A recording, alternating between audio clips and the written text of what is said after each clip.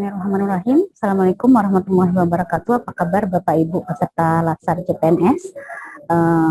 Mudah-mudahan dalam keadaan sehat walafiat. Hari ini kita akan belajar bersama membahas tentang materi komitmen mutu pada pelatihan dasar CPNS.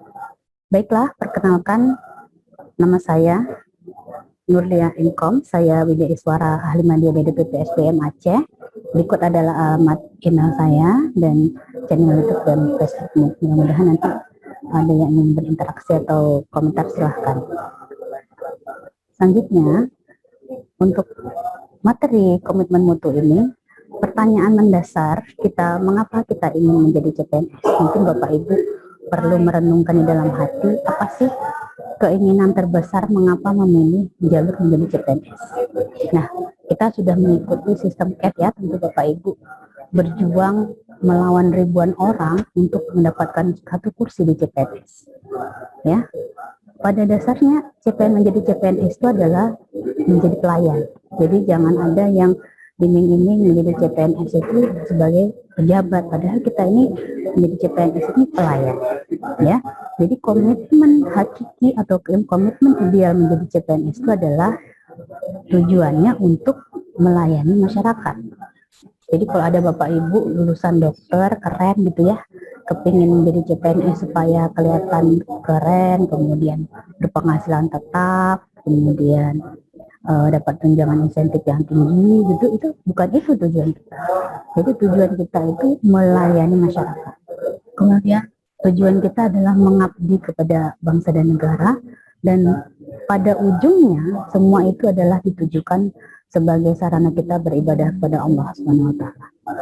Jadi kalau ada yang komitmennya sekarang masih melenceng-lenceng gitu ya, masih kepingin gaji tetap, masih kepengen dapat pensiun, kemudian hidup nyaman, bekerja santai, itu tidak cocok lagi. Jadi menjadi CPNS itu harus siap melayani. Jadi kalau misalnya Bapak Ibu tidak siap, tidak mempunyai jiwa melayani, tidak cocok jadi CPNS. Bisa jadi pengusaha mungkin, jadi YouTuber mungkin, atau yang lainnya. Tapi kalau ingin jadi CPNS, kembalikan komitmen kita pada yang idealnya, harus siap melayani, harus siap mengabdi kepada bangsa dan negara, dan semua itu pekerjaan yang kita lakukan harus kita jadikan sebagai sarana kita beribadah kepada Allah SWT. Kemudian tentu kita akan bertanya, seperti apa sih bentuk komitmen seorang ASN itu. Jadi ASN yang berkomitmen itu dilihat dari apakah pekerjaan yang dilakukan itu efektif, apakah melakukan prinsip efisiensi, apakah melakukan inovasi dan berorientasi mutu. Jadi apabila 4 indikator ini sudah dilakukan, maka ASN tadi telah melakukan komitmen mutu pada pekerjaannya. Apa itu efektivitas? Jadi sejauh mana ASN dapat bekerja dengan hasil yang sesuai dengan target yang telah direncanakan dan sesuai dengan tujuan yang diharapkan. Baik tujuan yang direncanakan tadi secara pribadi berdasarkan uraian kegiatan SKP, targetnya apakah telah sesuai yang diharapkan, dan sesuai dengan tujuan yang diharapkan oleh organisasi. Jadi apabila tujuan yang diharapkan tadi tercapai, tepat sasarannya, berarti dikatakan efektif. Kemudian bagaimana PNS atau ASN yang bekerja berkomitmen terhadap pekerjaannya? Selanjutnya adalah cirinya melakukan pekerjaan secara efisien. Yaitu efisien itu maksudnya bagaimana ASN dapat bekerja sesuai dengan sumber daya yang ada tanpa ada melakukan pemborosan anggaran, tanpa adanya penyalahgunaan alokasi anggaran, dan tidak melakukan penyimpangan prosedur. Jadi efisiensi itu kata singkatnya, itu kata mudahnya sebetulnya menghemat anggaran. Menghemat, tapi dalam arti menghemat itu sesuai dengan alokasi yang telah ditentukan. Jadi tidak boleh misal kita suit anggaran, misalnya anggaran A dipakai untuk B, itu tidak boleh. Atau kita melakukan misalnya proyek pembangunan jalan, anggarannya misalnya 1 miliar, karena efisiensi menghemat itu jadi 500 juta, itu tidak boleh. Yang dinamakan efisiensi bukan hanya sekedar menghemat anggaran, tapi harus ditentukan, harus dipastikan bahwa pekerjaan yang dilakukan itu sesuai dengan prosedur yang telah ditetapkan. Kemudian bentuk komitmen ASN selanjutnya adalah apabila ASN melakukan inovasi, ya, maka dikatakan PNS tadi melakukan berkomitmen terhadap pekerjaan. Apa itu inovasi? Inovasi itu melakukan perubahan, tapi perubahan yang tidak asal berubah, tapi perubahan yang bisa bermanfaat bagi stakeholder. Stakeholder ini bisa jadi lingkup unit kerja, organisasi, ataupun masyarakat atau pihak terkait, ya. Jadi sesuai dengan tupoksi.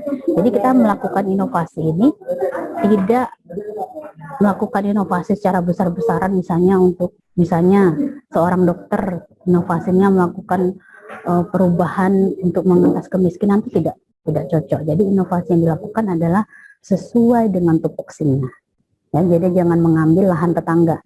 Jadi inovasi yang dilakukan sesuai dengan tugas pokok dan fungsinya, sesuai dengan uraian tugasnya untuk melakukan perubahan di bidang tugasnya agar bisa bermanfaat. Jadi perubahan yang kata kunci inovasi ini bukan hanya sekedar perubahan, tapi perubahan yang bisa bermanfaat, ya.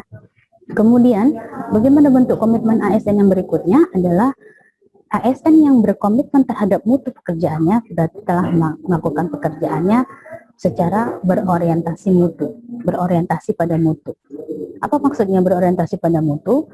Bahwa ASN dalam melakukan pekerjaan itu sesuai dengan standar atau mutu yang telah ditetapkan. Misalnya sesuai dengan SOP-nya, standar operasional prosedurnya, sesuai dengan standar pelayanan minimalnya, sesuai dengan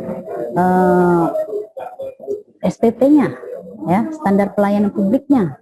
Jadi harus sesuai dengan standar, dan satu lagi harus sesuai dengan harapan pelanggan.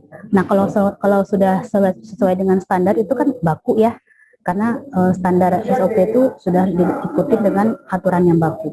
Tetapi seorang ASN itu harus berpikir bahwa tidak hanya melakukan pekerjaan sesuai dengan standar baku, tapi juga harus mengikuti standar dari harapan pelanggan. Jadi bisa jadi pelanggan itu tidak puas apabila dilakukan hanya sesuai dengan prosedur. Contohnya, misalnya ASN misalnya bertugas di administrasi rumah sakit, ketika ada pasien yang datang misalnya tidak membawa kartu BPJS, ingin melakukan pelayanan kesehatan menggunakan BPJS. Jadi jangan hanya mementingkan, oh ini sesuai dengan standarnya harus bawa kartunya, kalau enggak tidak bisa dilayani, tidak seperti itu. Jadi kita bisa melakukan berorientasi mutu, kita selamatkan dulu jiwanya, nanti baru administrasinya menyusul. Jadi dengan kita memberikan pelayanan itu sesuai dengan standar pelayanan, ditambah dengan sesuai dengan harapan pelanggan. Biasa harapan pelanggan itu mudah, cepat, ramah gitu, ya. Kalau yang ramah ini biasanya agak mahal. Kalau cepat itu kan sudah ada SOP-nya, alur-alurnya. Nanti kalau misalnya ramah itu biasanya tergantung dengan kepribadian dari seorang ASN. Nah, jadi seorang ASN itu dikatakan berkomitmen kepada tugasnya apabila melakukan 4 indikator ini. Melakukan pekerjaan secara efektif, melakukan pekerjaan secara efisien, melakukan perubahan atau melakukan inovasi, dan melakukan pekerjaan sesuai dengan mutu atau standar yang telah diharapkan atau ditentukan. Selanjutnya, kita pelatihan peserta pelatihan CPNS tidak hanya memahami konsep dasar seperti itu. Setelah kita memahami seperti apa CPNS yang bisa melakukan pekerjaan sesuai dengan komitmen atau standar, maka itu diaktualisasikan dalam tugas sehari-hari, dalam pekerjaan kita sebagai ASN di tempat tugas. Ya, diharapkan dengan kita melakukan aktualisasi, maka akan melahirkan CPNS yang profesional dan berkarakter. Jadi misalnya seorang dokter apabila sudah memahami 4 indikator tadi, efektif, efisien, inovasi dan berorientasi mutu, maka itu harus bisa diterapkan dalam tupoksinya sebagai dokter. Sebagai guru juga seperti itu, harus bisa melakukan 4 indikator tadi dalam tugas sehari-hari. Jadi nanti peserta CPNS diberikan waktu 1 bulan, sekitar 1 bulan untuk melakukan aktualisasi di tempat tugas, kemudian melakukan perubahan-perubahan di tempat tugas, kemudian nanti setelah kembali lagi ke tempat pelatihan akan dilakukan seminar hasil aktualisasi. Mudah-mudahan Bapak Ibu peserta Latsar CPNS bisa mengaktualisasikan nilai dasar ini tidak hanya pada masa Latsar saja, tapi setelah menjadi PNS pun akan terus menginternalisasi dan mengaktualisasikan nilai dasar komitmen mutu pada tugas sehari-hari. Demikian pembahasan kita kali ini. Mudah-mudahan kita terus melakukan yang terbaik untuk bangsa dan negara kita, berkomitmen pada pekerjaan kita. Mudah-mudahan ini menjadi sarana ibadah kita kepada Allah Subhanahu wa taala. Demikian, terima kasih. Assalamualaikum warahmatullahi wabarakatuh.